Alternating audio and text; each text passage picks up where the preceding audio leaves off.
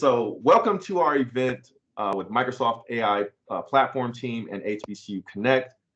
Super excited to have you all. Want to thank you for taking the time out to join us this afternoon or this evening, wherever you are from, whatever the time zone is. What I like to do initially is quickly go over some housekeeping notes. So please make sure to turn off your audio and keep yourself on mute so that we don't have any interruptions. And also, there's no need to turn on your video as well. But what you can do to make this an interactive event is introduce yourself in the chat. If you want to drop your LinkedIn profile in the chat here within Microsoft Teams. If you want to ask questions once the presentations get started, you can also leverage the chat for that as well. But first things first, would like to introduce myself and my organization, HBCU Connect, and then we will jump into the presentation with the AI platform team. But then also I want to discuss the opportunity for you. So quickly, my name is Will Moss. I am the CEO of HBCU Connect. We've been around since 1999. A lot of you are already familiar with us from previous events that we have hosted, not only with Microsoft, but several other companies out there that are looking to recruit diverse talent. We've had a relationship with Microsoft for 7 or 8 years now that has resulted in lots of people getting hired from our hiring events and from having opportunities posted on our website and what have you. Our organization focuses on providing opportunities not only to HBCU students and graduates, but also African-American professionals and also a growing Latinx community in one of our partner organizations, Trabajamos. So we have a really great relationship with Microsoft. They hire folks from these events. So what I want you to know is that this is not just a branding event where you're going to learn about Microsoft and what it's like to work at Microsoft, what it's like on the AI platform team and the opportunities that they have. But this is also an opportunity for you to network and potentially land an interview and potentially get hired from this event. So this is a hiring event. People, like I said, people get hired from these events all the time. We're hosting these events on a monthly basis. So we're super excited for that opportunity for you. So make sure to engage, make sure to pay attention, ask some good questions as you learn about the AI platform team, utilizing the chat, like I said. And without further ado, let's go ahead and get started and allow me to introduce the moderator for the event, Keisha Garrison. So Keisha, if you're ready. Yes. Thank you so much for the introduction, Will. Hey, everybody, I'm Keisha. I am the Director of Communications and Culture for the AI Platform Engineering team. I am a Spelman alumna, graduated with an econ degree back in 2002. So representing for the Spelman Knights, also Keisha Gang. I saw there was a Keisha in the chat posting a minute ago. So great to see you here, fellow Keisha. So I'm excited to be here today and share a little bit about the team that I am on and introduce you to some interesting people and the work that we do. So I've been at Microsoft for about 8 years, and previously, before I was on this team, I was in various roles in AI and intelligent cloud business development negotiation. So I've seen a couple things over the past 8 years that I've been here. But today, I want to tell you a little bit first about the agenda that we've put together for you. So after a few remarks from me about the team and the work that we do, we're going to get a little bit of a demo from one of the teams within the AI platform so you can get a look at the work that we do up close and personal. And then after that demo period, we'll go into a panel discussion where you get to hear to hear a bit about the journey, the stories from some of the Black folks that work in AI platform.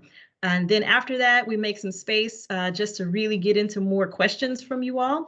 Please make sure you're putting your questions in the chat along the way. People will be answering questions throughout the entire event, but after the panel, we'll just have dedicated time to really get into what's top of mind for you. And then we'll hear a little bit about the next steps that will happen after this event, because like Will said, it's not just this moment, this is about what happens after that as well. So let's keep it moving right along. What I want to do before I jump into talking about the team, I want to share with you a quick little video that shows you a little bit about Microsoft AI to give you a flavor of where our work is showing up in the world. So bear with me here. Let's see if the audio is my friend today and listen about Microsoft AI.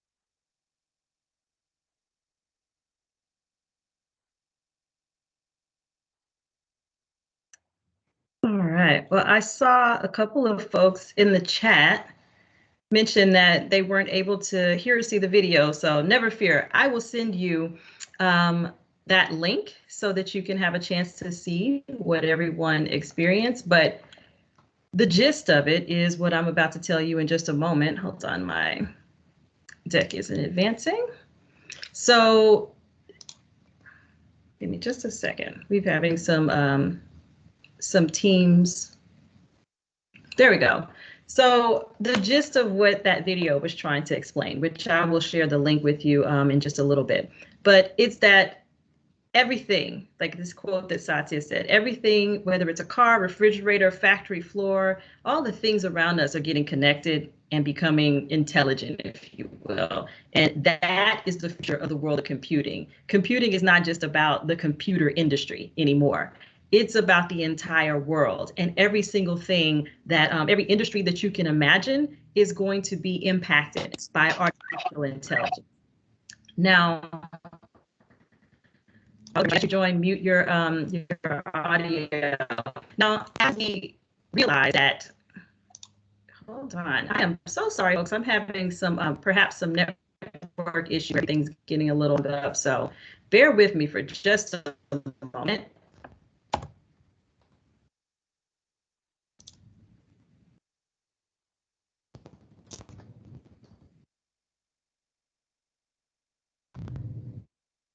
All right.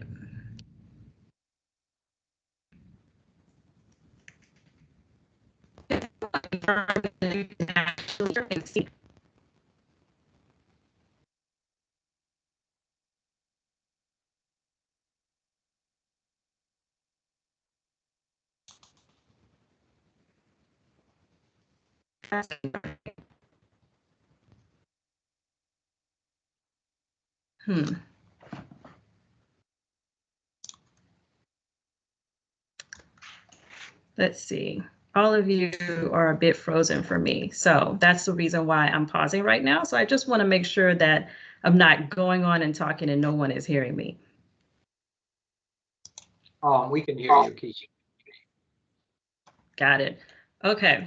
So I'm going to keep trying to move forward here, even though it's a little clunky on my end. So the slides will catch up. Slides are what they are. So one of the things that I want to talk about after, kind of addressing this point that everything is becoming affected by artificial intelligence. And that brings us to the purpose of the AI platform engineering team. Our reason for being really is that AI is shaping the world, and we are the team that is helping to shape AI, or one of the few teams in the world that is helping to do this.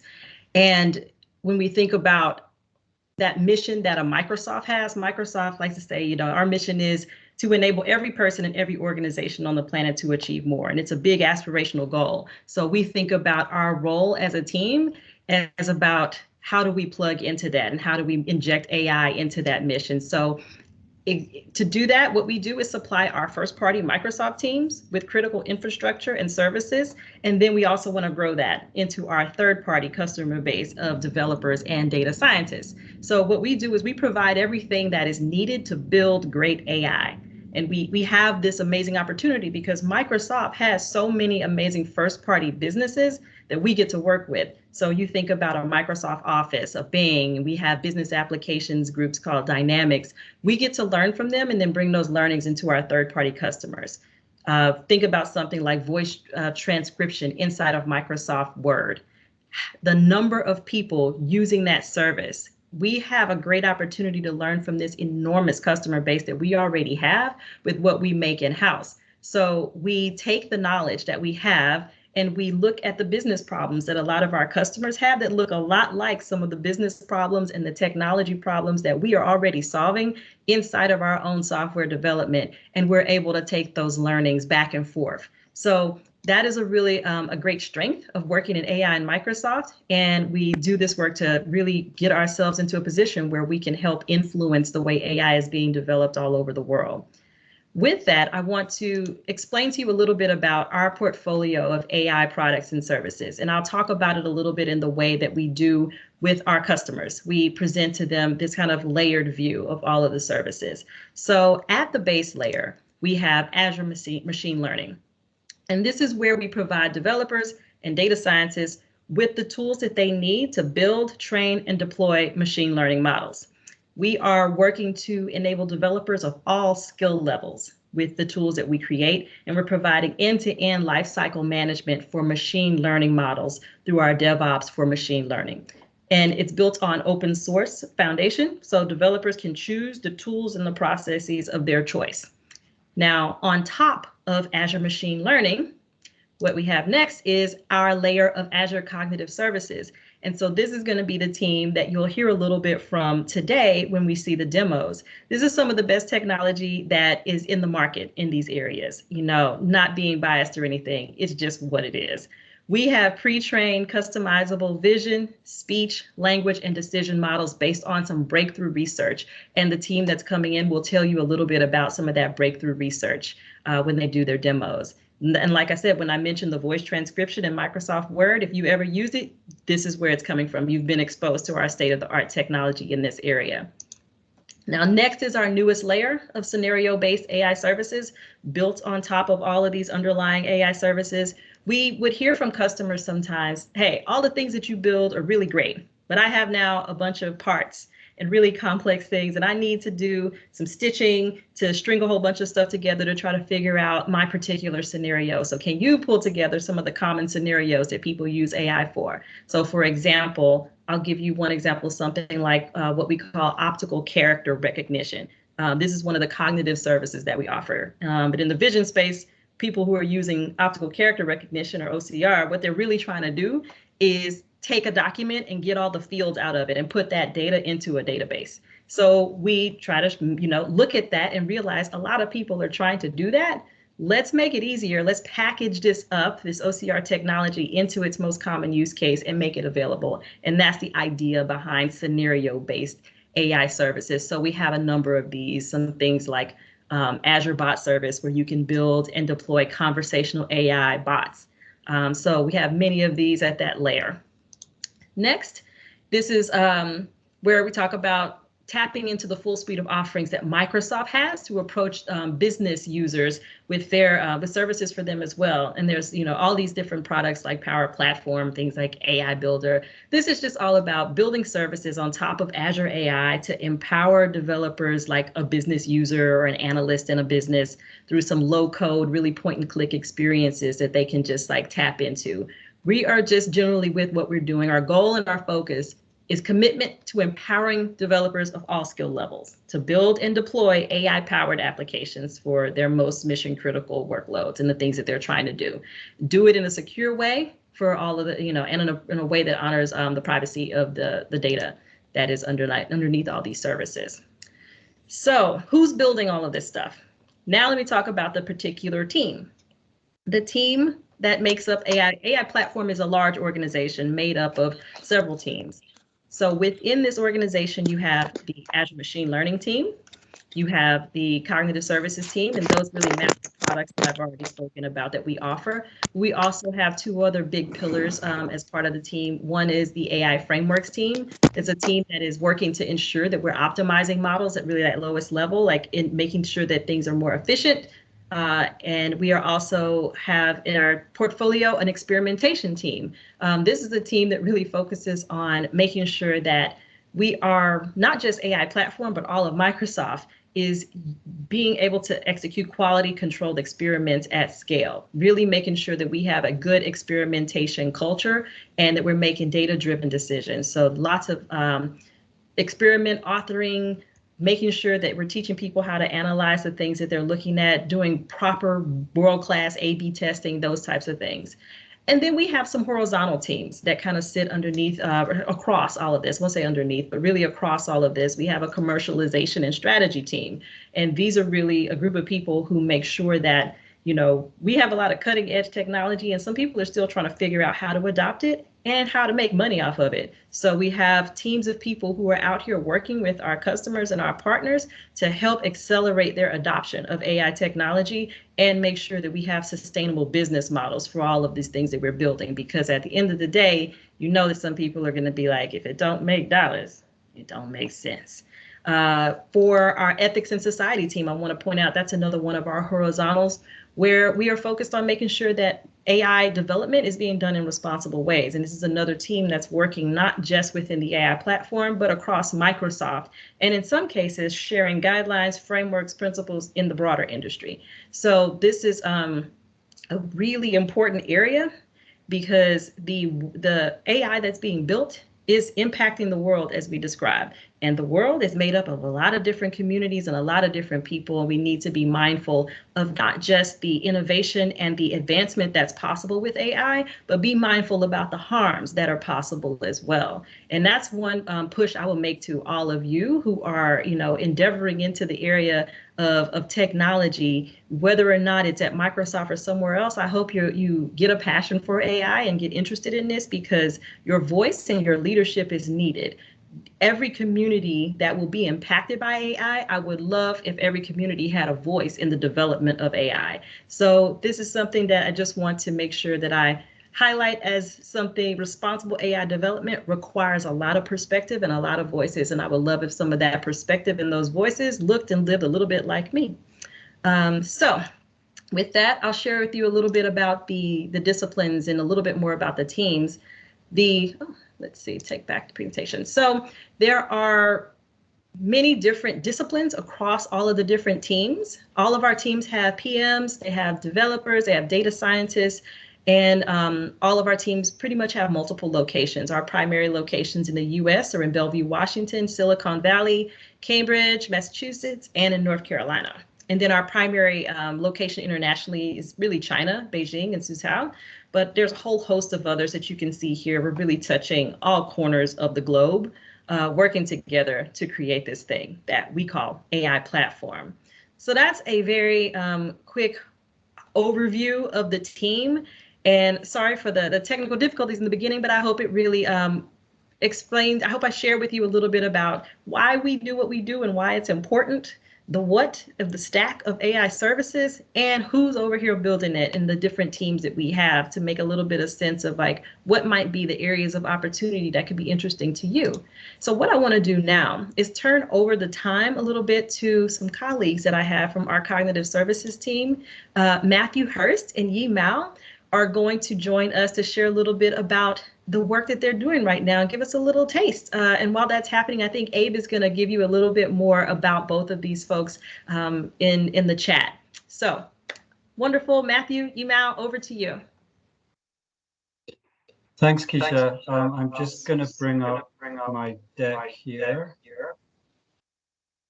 I hear a bit of an echo. I don't know if that's something we can address. So we're actually just going to jump straight to the demos to save a bit of time here. Yi and I are both in the language pillar within cognitive services. So as Keisha mentioned, there's speech, vision, language, and decision. And language is all about, as you can imagine, understanding language, machine translation, and so on. The first demo we want to show you is actually a video that is something that Keisha's video touched on very briefly. It's a thing called Seeing AI, and it integrates across all of speech, vision, and language within cognitive services. So let's see that video first. And the audio will definitely work.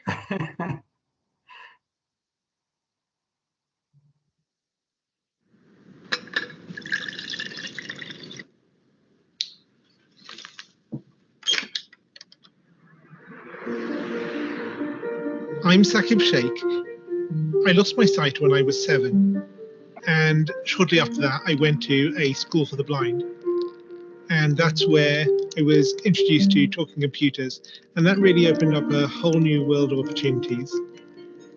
I joined Microsoft 10 years ago as a software engineer. I love making things which improve people's lives. And one of the things I've always dreamt of since I was at university was this idea of something that could tell you at any moment what's going on around you. I think it's a man jumping in the air doing a trick on a skateboard. I teamed up with like-minded engineers to make an app which lets you know who and what is around you. It's based on top of the Microsoft Intelligence APIs, which makes it so much easier to make this kind of thing. The app runs on smartphones, but also on the Pivot Head smart glasses.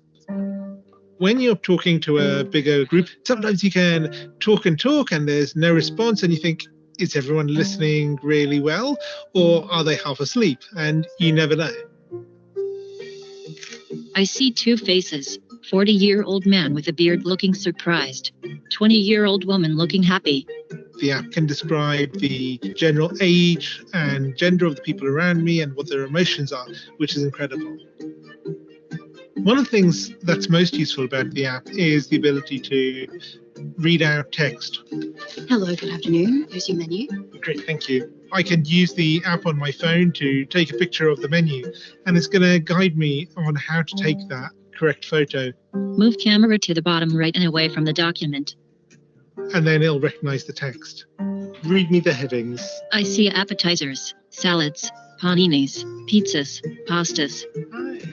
Years ago, this was science fiction. I never thought it would be something that you could actually do. But artificial intelligence is improving at an ever faster rate. And I'm really excited to see where we can take this. As engineers, we're always standing on the shoulders of giants, building on top of what went before. And in this case, we've taken years of research from Microsoft Research to pull this off. I think it's a young girl throwing an orange frisbee in the park. For me, it's about taking that far-off dream and building it one step at a time. I think this is just the beginning.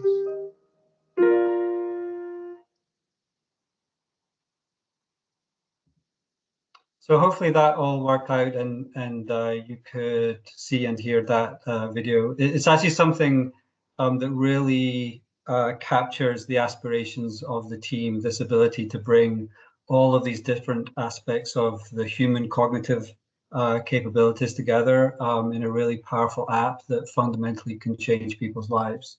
In the interest of time, actually, and with deep apologies to Yi, we're actually going to just jump to the final demo. I'm sorry that we're going to have to skip through some of this stuff. So the last thing I want to mention, want to talk about here is actually something that is going to go into production tomorrow. It's still a little bit under wraps because it's not been released yet. But an area that we're very much invested in this area of conversational understanding. So I'm going to very briefly show you an application that's part of our platform that provides developers with an ability to deploy services that will understand text and integrate those into their applications. So just very briefly, imagine you're building a chatbot which is designed to deal with queries from users about a railway timetable. So a very simple scenario. What we do in this application is we're going to train a piece of machine learning to understand this scenario through the intentions of the user and through the specific things that they are mentioning in their utterances. So what you see here is my training application, and I use this to input utterances into the system and indicate on those utterances what the particular things are that are being mentioned by the speaker, so that the application can extract those things and make use of them. So the two things that are obviously important for a timetable scenario are the destination of the transport and the time that you want to travel. So you can see here that I've labeled these texts accordingly. And as is common in pretty much all of our services, once you have some training data, you then train the model, you deploy the model to a service, and you're essentially good to go. So to skip all through those steps, I'll simply go to the last one, which is to actually interact with this system. So for example, I might say, when is the next train to Edmonton? And we get the response that the system has recognized that this has a timetable intent and the destination is Redmond. So that's all pretty straightforward. And just in the last moments here, that I want to showcase what's really exciting about what we're doing here. So as you saw, those training examples were just in English, but because we're using state-of-the-art deep learning technologies, and because Microsoft has access to incredible volumes of data from the web through our search engine, Bing, this system, without having been trained in those other languages, can pretty much understand any language that it's encountered on the web through the deep learning training. So, for example, if I go I don't speak many other languages, so if I go to Bing Translate and, for example, pick up a similar expression in German, keeping in mind that this application has never seen German before, I can run this, and in this case, actually, the expression was slightly different. It's when's the I'd like to take the train to Redmond next Wednesday. So it's never seen German. It's only ever seen English. But because of these state-of-the-art systems, it's able to correctly identify the intent and extract the destination as well as the time expression from the German input. So that is all we have time for our demos. Again, I deeply apologize to Yi for not being able to get to her piece. But yeah, Keisha, that wraps it up from our side. All right. Well, thank you so much, Matthew, for the demo, and Yi for being here in spirit and being ready to rock. So, you know, things happen and then we move on and get it all done. So now we are going to head into our panel. Let's see, I'm going to take control here of the deck and just introduce you to some of the wonderful folks who are going to share with you a little bit about their journey. So give me just a second to pull up that document again. Yes, everybody start getting those cameras on so you can say hello.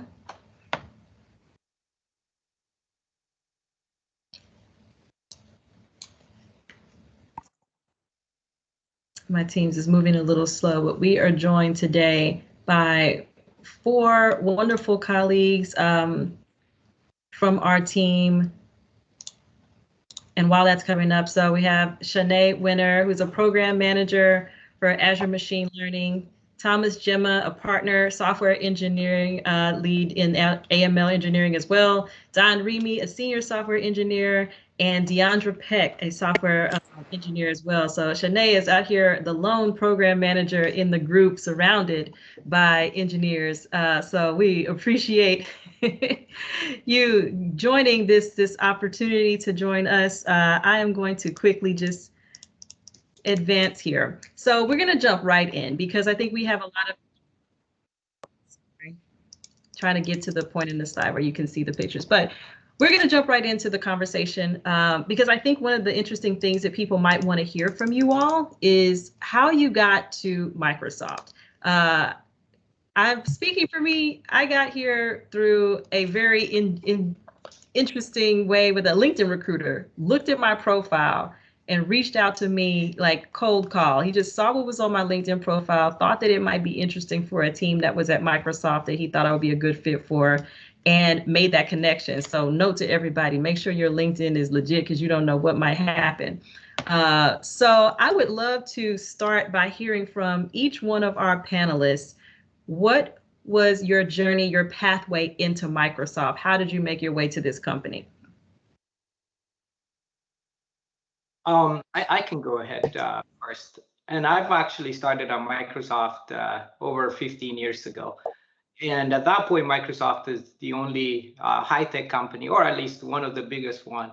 And the recruiting at Microsoft at that point was focused on some of the Ivy League schools or some of the colleges which are known for tech talent. So if you are from small college, it's almost like the recruiting doesn't come for Microsoft. So for me, I had to take a windy road. I had to move to Seattle after college and work in a couple of teams as a contractor, and then finally able to land and being team. So fast forward now, I think a lot of things have changed. Microsoft has expanded recruiting to multiple colleges, regardless of their name and their location, and also it's great to see the path that how far we come as a company.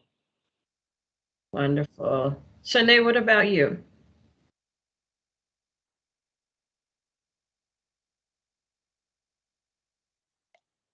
We can't hear you, Shanae. Would you mind?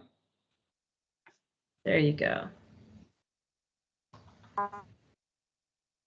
Oh, maybe while you're working out the audio, let's see if Don can give us his story.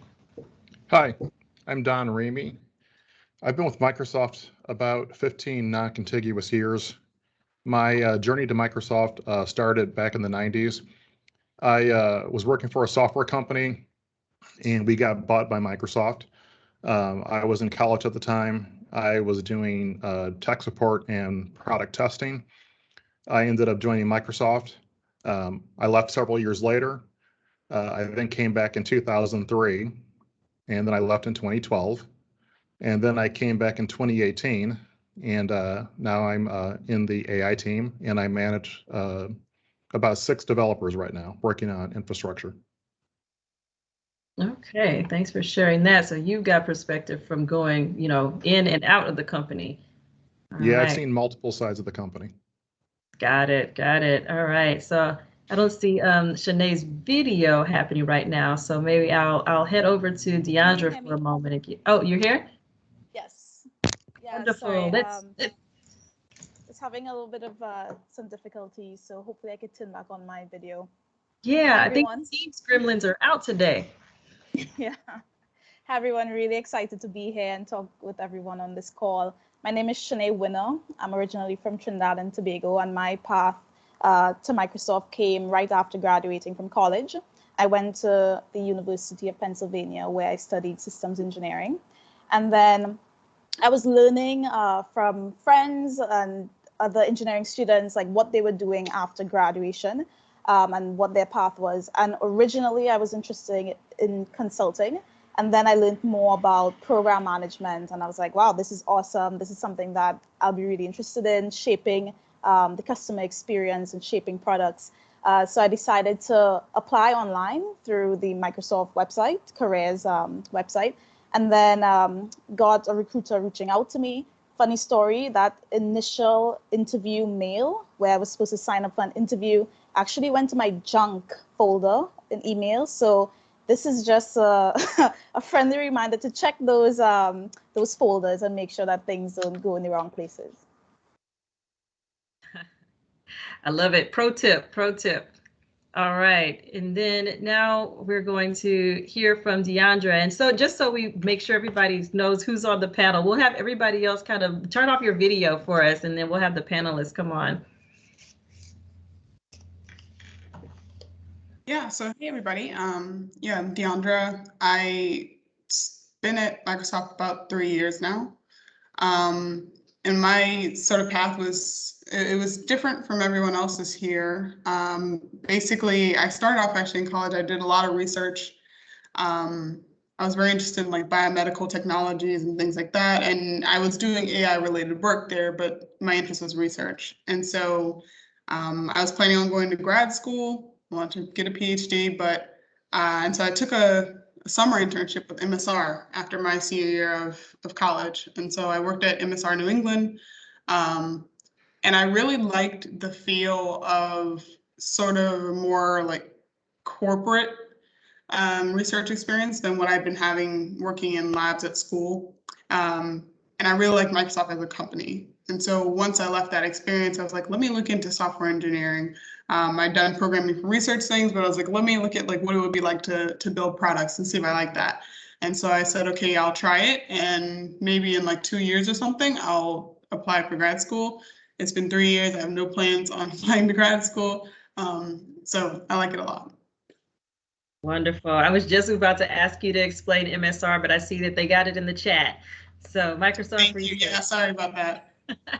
Yes, we will pause all acronyms and make sure we let everybody know So we have a crew here then of people who've been at Microsoft for varying lengths of time. I would love to hear maybe a couple of you share, what do you like about Microsoft now that you're here?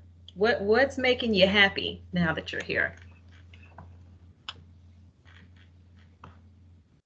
I think for me, being in the company long enough, one of the things that keeps me going is that Microsoft is like being in a large startup, in a large company with a lot of startups and unlimited funding. So, in a sense, like, you get to work on a lot of exciting technologies. So you can think about gaming, search engine, social network, AI, cloud, like you name it, anything you name, Microsoft has it, right?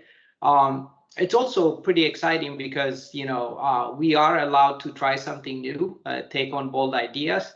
If they don't succeed, it's just like, you're going to move on to a different product, and then you get to try something new. So that's always, the cool part. And obviously with software company, the most important asset is the people, right? Microsoft has a lot of great people that you can learn from, and you never get bored in terms of challenges and where you can. So that's what keeps me going at Microsoft. Nice. Anybody else have anything that stands out for the course of the time you've been here? Yeah, I have the same kind of feeling that Thomas does. I think for Microsoft, we are a software company, whereas other companies are focused on things like Amazon's focused on kind of selling stuff. They have AWS, but Microsoft is really a technology company. We have multiple areas to work on. I spent time working in Office, working on the desktop apps back in the 90s and early 2000s. Now we're working on cloud. People are in compilers and Visual Studio. So there's tons of different things you can work on here. And it's not just one area. You get to work on multiple different things. You can ship products to millions of people. And you really have the ability to try all kinds of different areas. It really depends on what you want to work on. I think also to add to what Thomas said as well, like I've only been at the company for, it's going to be 3 years in September. And I feel like I've learned so much in so many different areas. It's true that sometimes you can never get too bored because as soon as you get comfortable, you have to, maybe learn something else or do something new. So I would definitely say that like there's so much opportunity for growth and opportunity for learning. And being at a company where there's so many intelligent people to learn from and grow from, I think is really great in like shaping your career.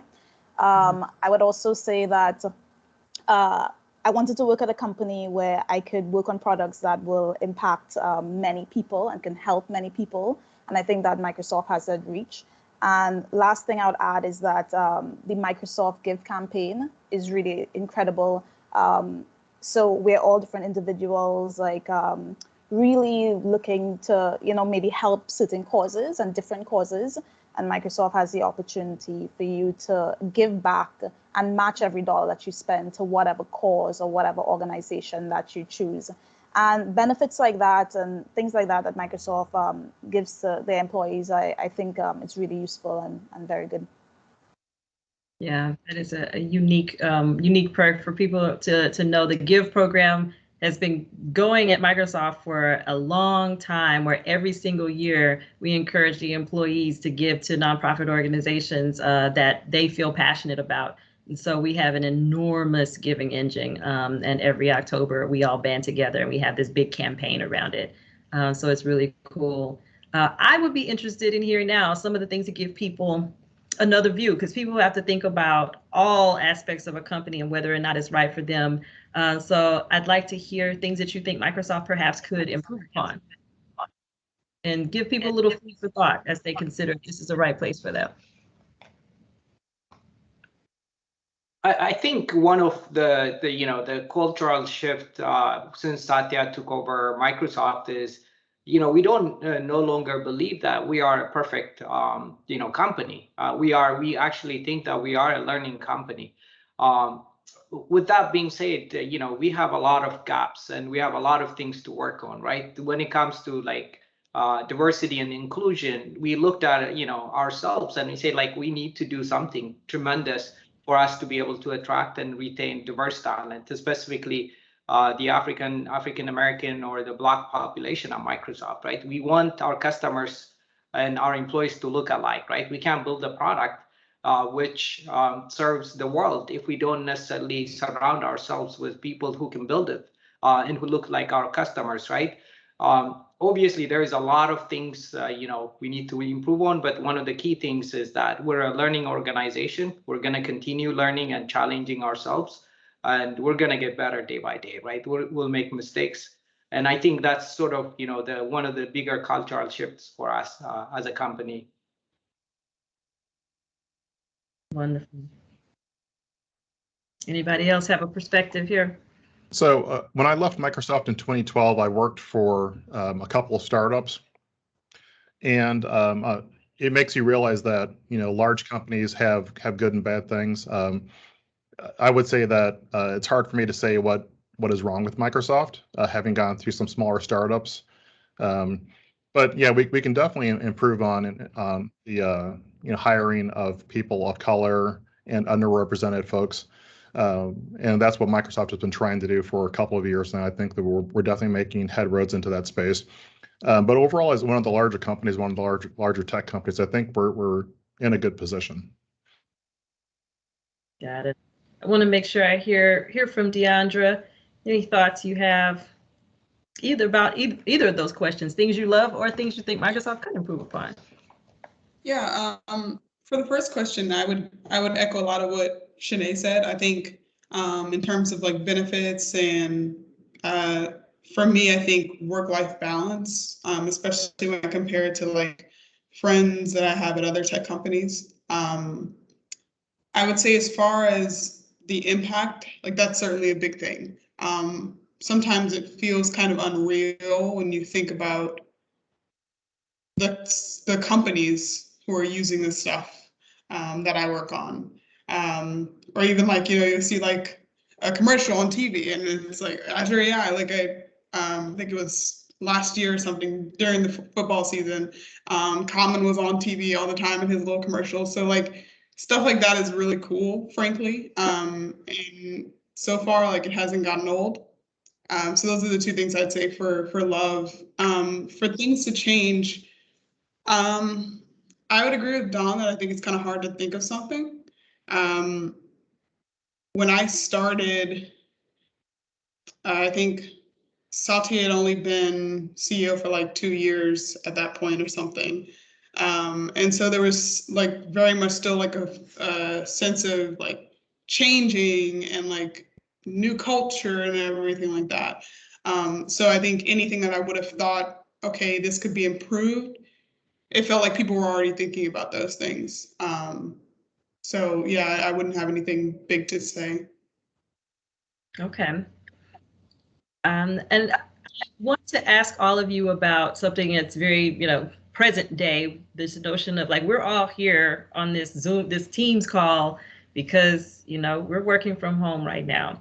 And I think that there's a lot of interest from people right now in thinking about this idea of not working in the home base for any particular company, or like, what are those opportunities? If someone, just say, if any of the people who are on this call thinking about working on this team remotely, what do you think might be the pros and cons of working remotely for the team AI platform? I think we proved that working remote is actually works. I don't think that we've had any type of negative impacts from working remote. I'm actually in the office right now, and I'm only here because my internet at home is really bad, and it drops out on a daily basis. So that's why I'm in the office. But I think working remote has showed Microsoft that we can do our jobs wherever we live.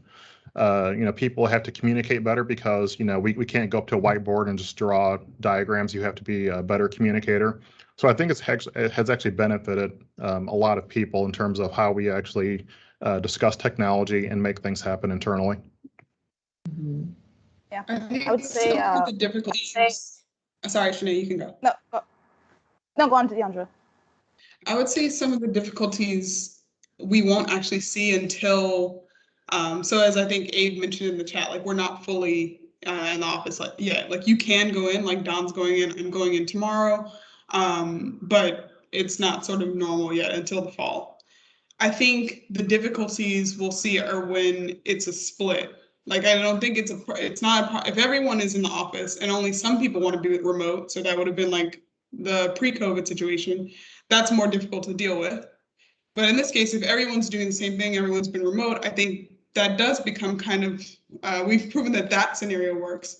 I'm not sure how it'll be when you have some people remote, some people at home. I'm not sure how that works at scale on a team. So it'll be an experiment to see. I know for my team, my manager's thinking maybe like we'll do sort of a 3-day week in person, and maybe have like 1 day a week where we're saying, hey, if you're in the general Seattle area, be in on this particular day, and we'll try to do certain things on that day. So I think that'll be interesting to see.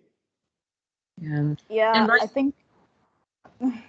Yeah, I think also just to echo what DeAndre also said, I think I really like the hybrid approach that Microsoft is taking once we do have to go back to the office, or once we're cleared to go back safely to the office. And the hybrid approach is really something where if you decide to work from home, like each week for half of the time, you can do so without requesting approval from your manager, which I think is great, because over the past year or year and a half, where you've worked from home every single day, for you to make that shift back to working in the office every single day again, might be difficult. So I think like that flexibility is really awesome to have. And then I would say, I feel like Microsoft has been very flexible for folks who want to relocate to be closer to family, or to, do other things, lifestyle choices. I've seen people on the team already start to like move to different areas. And I would say like having that conversation with your manager to set expectations as to how often you want to go into the office, but also if you want to relocate. I think it's a conversation that can happen and can easily happen now, given the flexibility. And to echo DeAndre's point about like when people do start to move back to the office, potentially full time, how will it impact those who like stay at home or work remote? And I would say like having those clear expectations with your manager, making sure that you'll have clear alignment on what you're working on and what your deliverables will be, I think is extremely important, so that you can continue to have impact even if you're working remote. Got it. The reality for so many people on this call is that they're networking in a remote, virtual, working in professional environment right now. And so, do you have any of you have any thoughts about actually now, like how to navigate these moments? Like you need to break through and meet people on these teams, interact with recruiters, interact with teams. What might you say to the folks on this call who actually need to break through, but in this now very distant situation?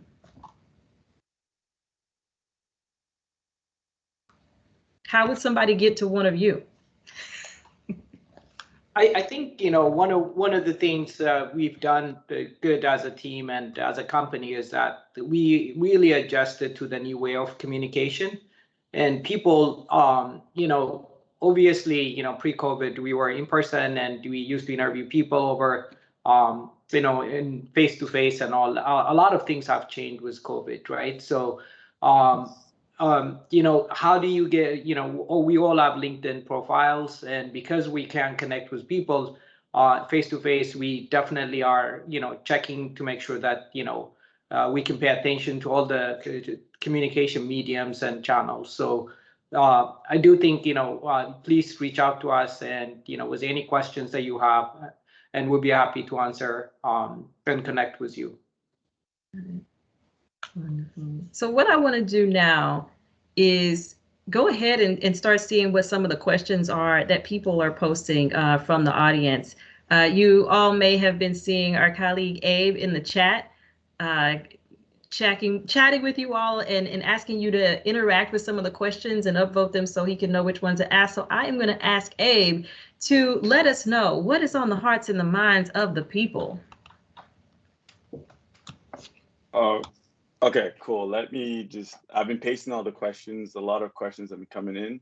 One of them that I felt looked pretty good to ask was, and very relevant to this crowd, is one of the problems facing AI with respect to folks of darker skin tone is poor training models that are highly independent on poor subsets that isn't representative. Classic AI examples like AI self-driving technology does not recognize darker skin tone. What is Microsoft doing to help within this problem space? And they linked an article to, this happens in the news all the time, but they linked an article to, I think it's an IBM product or another product, but that's what they're referring to. No, that's a good question. I honestly, this is close to my heart as well. My wife is lighter skinned and I'm darker skinned. When we take selfies at night, her face shows up pretty well, mine doesn't. And, the face recognition on a lot of the cameras actually are trained on, lighter skinned people. So they don't necessarily recognize darker skin. So this is a problem across the board. Now, to your question of what Microsoft is doing, we are actually championing the responsible AI initiatives and standard, not only internal to the company, but even championing it outside. What it does is basically the first thing is technology, and then second thing is basically inclusion of people who are on the table making decision when those models are released for production use, right? Technology-wise, we're building a lot of tooling, which would sort of catch things around, your data representation. Is your data biased? Does your data represent everyone in the world? Or are you sort of building this model only on a certain subset of the population, right? Then the second is what is your error? What's your accuracy? And what's your test data? And there is a lot of technologies that Microsoft is turning out. And if you guys have a chance to check out that, I think Interpret ML is one package that we released to open source. But in Azure ML itself, we have a lot of initiative around responsible AI. On the people aspect of it, I think part of it is, the lack of diversity and inclusion it's showing up in the product that companies are building, right? Anyone who's building the camera, if they have, the darker toned skin color person testing the product, they would probably find out that it doesn't work for that skin tone, right? And absolutely making sure that the team is, represent the population is the absolute must-have in any team who's producing a product that goes out to the world, right? Second thing is just, having a representation in the team is not good enough, right? We need to have those people part of the decision-making process. Can we involve them in the decision whether this product can be released or not based on what they identify and all? So we need also diversity and inclusion, or a diverse population in the decision-making process for us to actually build AI in a way that's inclusive, in a way that it does what it's supposed to do, not for a subset of the population, but for the entire world. So that's all for me. If you guys want to add more, feel free to go.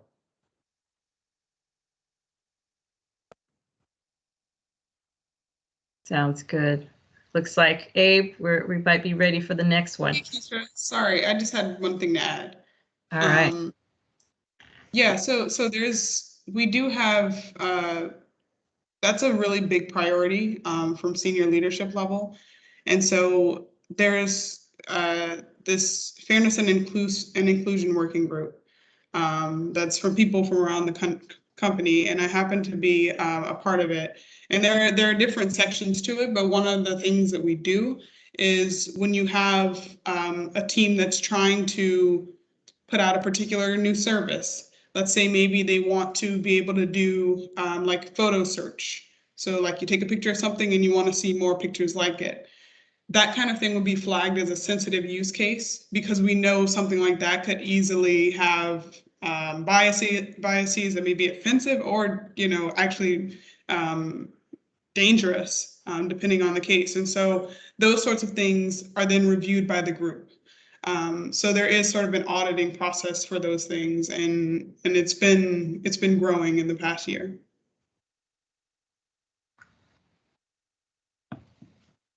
Thank you. All right, let's see. What else do we want to chat about? So The next one that's coming in, it looks like this one got quite a few likes. So it says, for the managers on the panel, what skill sets do you look for in potential candidates that might join your team? I think this is super relevant to everyone listening in. So that's a good one. You're muted, Thomas. Hi. That's a good question. We actually, like, we spend a lot of time as managers, one of our key responsibilities is to attract and hire talent. And when we, recruit, we look at a few things, which is super, important for us, right? The first thing is, above all things, we look at someone who's willing to learn, able to learn and adapt to the new world, right? When you come out of college, when you come out of a different company, Microsoft on its own is a different beast. Everything will be new to you. So for me, like, what I look at is, would you be able to learn and adjust? Would you be able to adapt to the new environment? Can you pick up, some new technologies and new areas which you've never heard of before? And that's the first thing that I look at. And obviously, we have different methodologies of how we assess that. One of them is just giving you some problem statement, problem you've never heard of before, and then we try to see whether you get to the perfect solution or not is not important, but how do you sort of react to the problem and brainstorm a lot of solution, which might be closer to what we're looking for. The second thing is, I think, passion. Do you have passion for technology? Are you super excited about it? Do you have, a passion for solving problems? Like, these are things, which is very hard to see, but I think as experienced managers, we try to look for passion. Obviously, when you're interviewing for software jobs, we expect also some level of, software. So we look at your experience, your problem solving skills in the context of, software development, and your coding skills. So those are roughly the three things. Don, do you want to add a few more? Yeah, I agree with that. And also, I think for interviewing, people used to look up a lot of the trick questions that Microsoft would ask. I think most groups have gotten away from trick questions. It's more about fundamentals, just kind of, I don't think anyone asks questions like, can you reverse a linked list? It's more about, here's a problem, and what are the kind of the fundamentals that you use to solve this problem? So you'll get a straightforward question. You'll have to kind of break it down into understanding what are the fundamental things you need to do to solve that problem, and then most likely write some code using well-known algorithms. No trick questions, nothing like that. So if you have, for engineers, for developers, if you have I think, the basic computer science course in college is probably enough to kind of get you through an interview, but you definitely want to practice. You want to understand, your basic fundamental algorithms. And I think it's pretty straightforward. Like Thomas said, we look for passion. We look for people who can write code. And if you practice, it's a pretty straightforward model to go through. And as an anecdotal sort of example, I literally right before this call, I was interviewing a candidate for my team. And as Don said, I didn't use like, like a binary tree or whatever question. I asked something that was a bit more, I guess you would say, useful in the context of what we actually do. And Thomas was one of my interviewers. And I remember the question that he gave me, and it was not, sort of a textbook question. It was something that more so made me think. It was more about, just logic and seeing how my brain worked. Also, I just want to chime in from the PM or program management perspective. I am not a people manager, so I currently don't manage anyone. But what I would say is that for my interview process, like, I didn't have to code, so I don't want to deter some persons who are looking into like the PM role and wanting to do that, but maybe not having that code experience. So that wasn't a requirement for at least like my PM interview, being able to like code.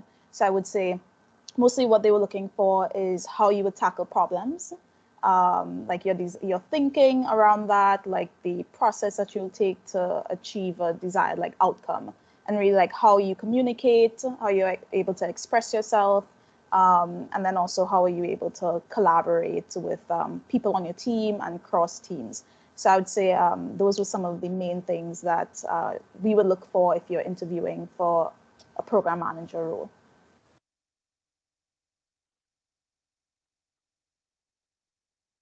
And then, sorry, one more thing. I think I saw a question around like having AI experience. So when I joined the AI team, I didn't have AI experience because that's not something that we did in college. Like it wasn't like a requirement. So what I would say is that it was a lot of learning on the job and learning about what the product can do and learning about the machine learning and AI space. So don't shy away from AI because you don't have experience. It's something that you can definitely learn on the way. Exactly. I think I want to reinforce that message. There are a lot of jobs in, an AIP, an AI platform that doesn't require you having a previous AI experience. There is some of it is, we want to teach you, right? Once you join. A lot of those, a lot of the jobs require you to have coding skills, but not AI experience. So like Shanae said, I think don't shy away from applying for a lot of those positions. Awesome. All right. Abe, let's see what else we have. So this one got quite a bit of reaction. So outside of the engineering side, how is the AI team organized to partner internally with Microsoft and externally with industry, i.e. healthcare, financial services, to get data and market insights to build models? Whew. Very overloaded question. It is interesting, right? Some of, there is a lot of research internally happening at Microsoft, right? There is, teams outside of our group who are building this cutting edge models, right? That you've seen in the previous demos. And our job is just, we are always trying to sort of find ways to be the vehicle for these technologies. Not to sort of benefit single team, but everyone on Microsoft first. And then how do we sort of take those technologies to third-party customers like the healthcare industry you referred to. And there's a lot of industries that are now reaching out to Microsoft and partnering and wanting to do some of this cutting-edge technologies. So we have a lot of opportunities, but the way that we work is like, you can think of our team as like the vehicle to taking this cutting edge research Microsoft to our 3P customers or third party customers. And I can share from the perspective of there are so many teams at Microsoft that work on partnerships and connections with external companies. I worked in one of them, which was a very small team that worked on strategic partnerships it was the Business Development Organization. And there was a specific team mapped to AI and intelligent cloud partnerships. And people were assigned to specific technologies and they had a whole prospect list and you just worked with specific companies in your area to negotiate what the product teams and the engineers needed to advance the technology that they are working on. So you would be a partnership manager working very closely with an engineering leader on a partnership roadmap. What is going to be needed to advance this technology? Okay, you product team engineers keep working on that. I'm going to go and get the things that you need from the other organizations out in the world and negotiate actual terms and conditions for a partnership so that you can leverage the things that these other companies have. So when you see those announcements of Microsoft working with all these different companies, there's all sorts of teams inside of the company negotiating those deals. And that's just another aspect of working in tech that's kind of so much is baked into that question that you asked. It's like there's a tons of different partnership teams at Microsoft.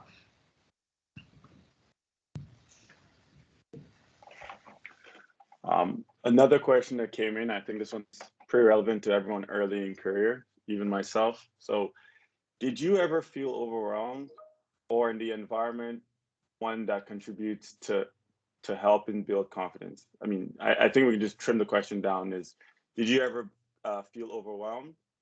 And how's the environment in Microsoft to build confidence? Let's go with that. I think if you don't feel overwhelmed, then you're probably in the wrong team. If you're not overwhelmed, you're probably not learning.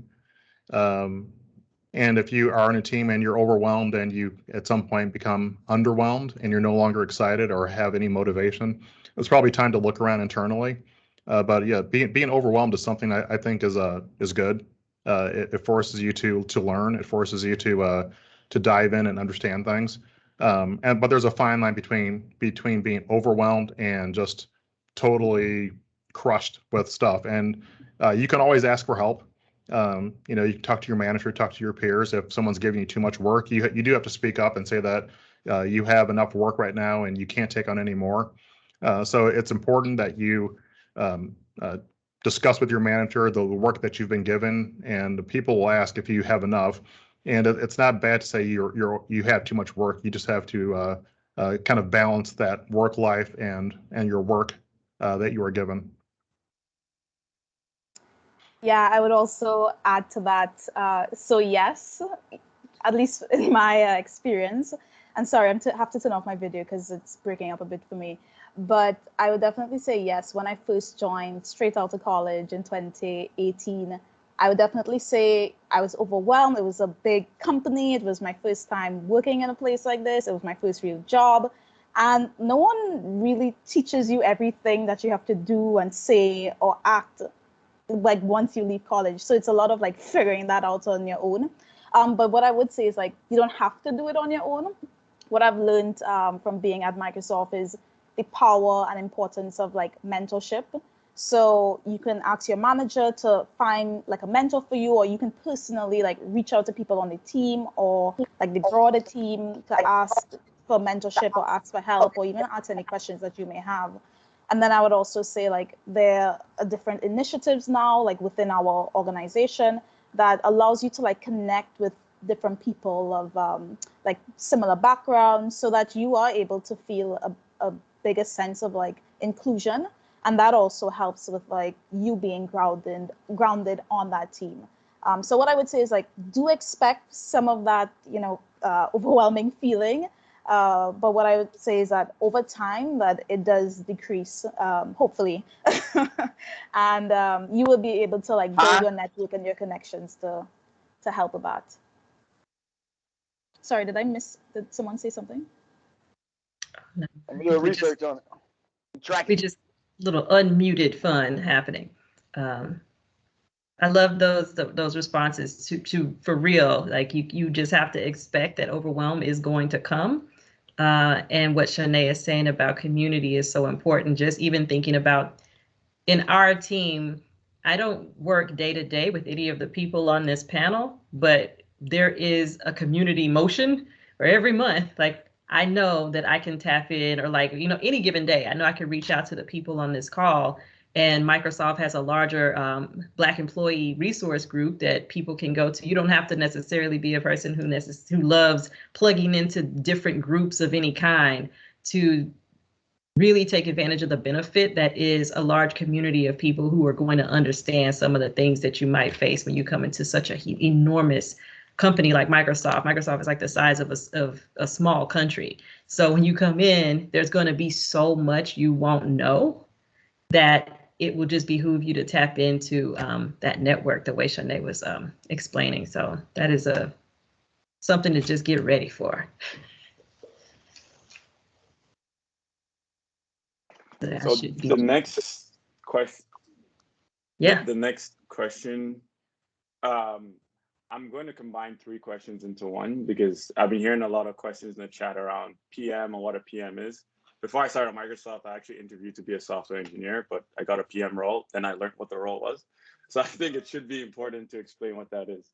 So the first question is around how does a PM or TPM facilitate the team and accomplish their goals at Microsoft? And in addition to that, what are the specific skills and experiences a TPM needs? And what are the top skills for a college applicant to be a successful TPM? So those 3 questions are all super related to each other. So if anyone on the call can explain. I feel like that one is more so good for me. Thanks, Abe, for giving me 3 questions in one. I'm going to try to remember what the 3 questions were, but let me start by maybe just giving some background on what a program manager is or technical program manager. And you might hear different things, like if you talk to people from different companies, you might hear like product manager, and I would say in some ways it's essentially the same. What I would say is a program manager is essentially responsible for shaping the vision of the product or part of that product for the team. So the program manager works with customers and also keeps up with the latest developments in technology, and also looks at the need and determines like what's the appropriate things to build. What I would say is that there are different types of program managers. So the one I just described mainly deals with building a specific area of the product or feature. And that PM would definitely need to have strong communication skills, strong skills dealing with ambiguity, because you really need to basically make something from, like requirements and talking with people and doing research. So being able to work with the design team, work with the research team, and also work with the engineering team or the software developers to help translate what you've designed into something that is working. And then you must test what you've been working on and ensure that it meets the customer needs.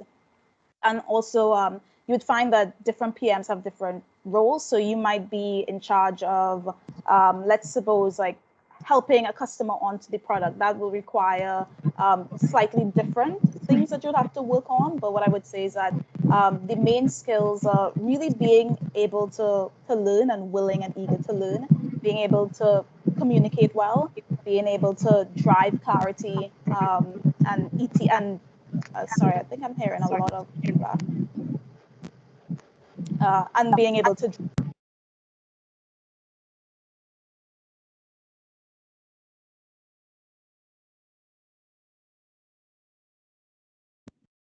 I think we lost Shanae. can you hear me? Now we can hear you. Sorry, what was the last thing you heard?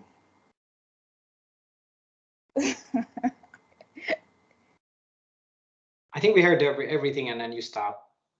Okay. And Abe, if I missed anything, just call me out and I can answer it again.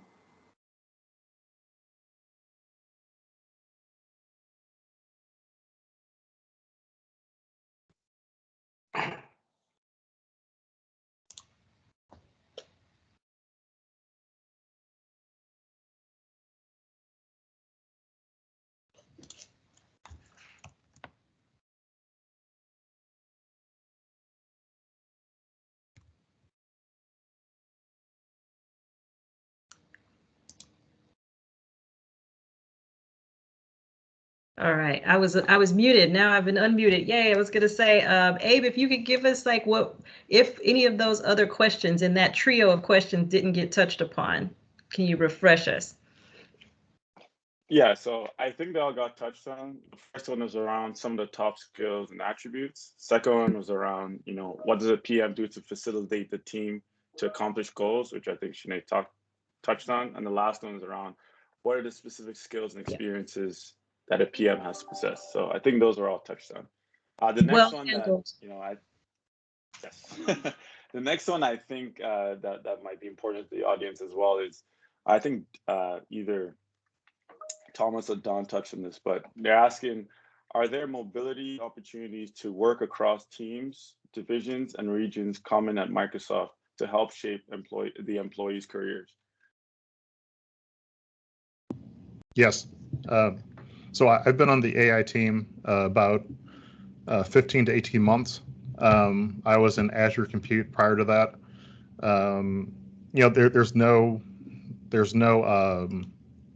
There's nothing bad about changing roles. I think you want to be careful about changing roles too soon and changing for the right reason. You want to, work with your manager. You don't want to come in on one day and say, "Hey, today's my last day. I'm going to another org tomorrow." You want to be respectful of your team and make sure that you make a clean move.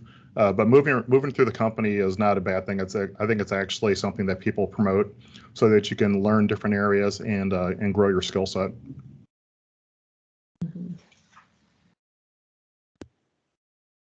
All right. Wonderful. I say that's been my experience as well. I think we have time for maybe one, possibly two more questions before we hear a little bit about the next steps. I think a lot of people are interested in what happens after this. Let's do maybe one or two more, maybe one more.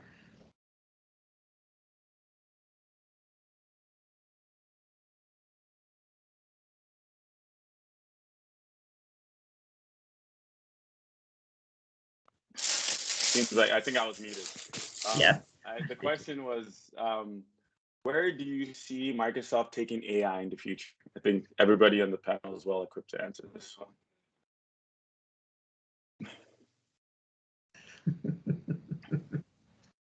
That is a cool question. I think, my AI is going to change the world in a way we haven't seen it before, right? And as a company, we want to be part of, that next revolution of AI.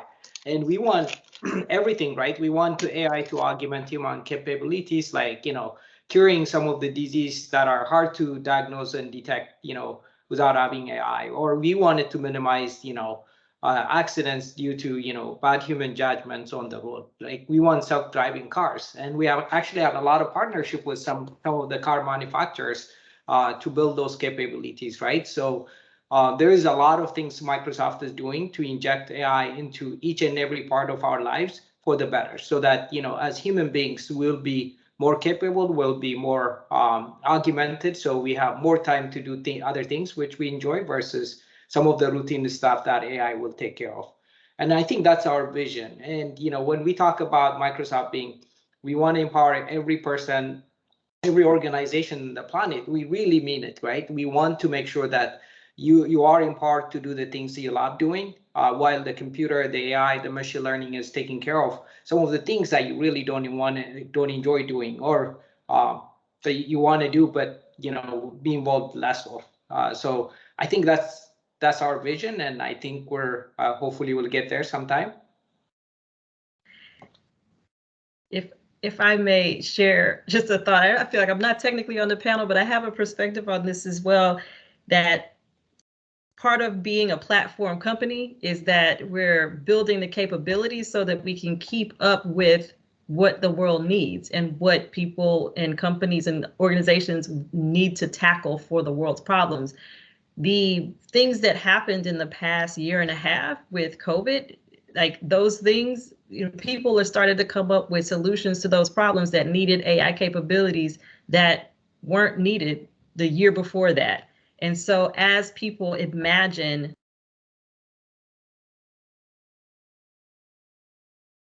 trying to unmute, as companies and individuals imagine problems that need to be solved and solutions to those problems, Microsoft being a platform in position with lots of capabilities so that people's imaginations can be supported.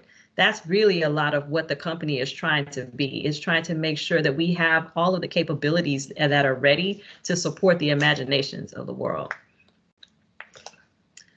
So with that, I want to make sure that first, thank you to everyone who joined us today on the panel. Thank you to the folks who shared the demo with us. Thank you so much, Will, for having us here. And now I think that we have a few final words about kind of the what happens next. What are the next steps and how do we move things forward? So I am handing the mic over. I'm not sure, is it to Jesse or Will? I'll do the honors. All right. So perfect. Thank you. Great panel discussion.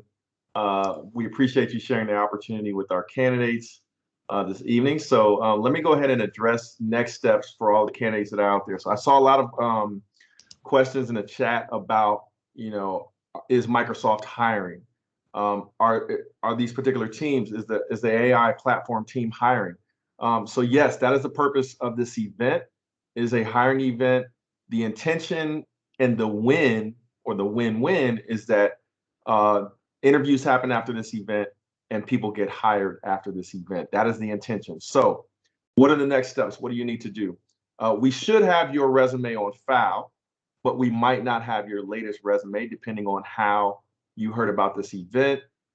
So what I'm going to recommend that you do is take a look at the chat. I'm going to post a link in the chat right now.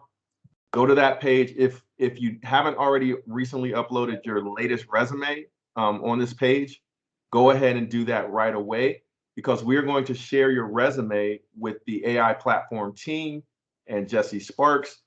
They are going to do a resume review, and where there are opportunities that they have available, for data scientists, TPMs, technical program managers, and software engineers, where they have opportunities available that line up with the skill sets and the resumes that they see, they are going to start reaching out to you as the candidates to align you for phone screens and potential interviews, and then potential offers as a result of this event. So make sure we have your latest resume. Like I said, the business will review those resumes and start to reach out. The last thing I'm going to also encourage you to do is go to Microsoft's career website and look at the opportunities that are available there for the AI platform team as well, because we have had candidates that have attended these events that have been hired through the outreach after submitting your resume through HBCU Connect, but then also they have been hired through going through the website channel and the career website. So we've actually one of the keynotes was a person that attended one of our events that got hired onto Microsoft at another event that we did, and he keynoted that event. And what he did is not only did he submit his resume, but he went online and applied to the opportunities that he felt were relevant, and that's how he got hired. Okay, so those are the recommendations for next steps. We will also send out an email with a recap of those next steps as well, and the video from this event. So please stay tuned for that. Thanks, Keisha. Wonderful. All right. That's our program for today. We really appreciate all of you taking the time to join us. And I hope that we, some wonderful things come out of this. If not, at least we have made some wonderful connections. But I do hope that we all can find a way to get as many people interviewed and spoken with about opportunities at AI platform as possible. So this has been a real treat and an honor to have this opportunity to be with you all. So I hope it's just like you feel excited to be here. We're excited to be here with you all. So take care and have a great rest of your day. Happy job hunting, y'all. Thank you. Great job. Everyone. Thank you.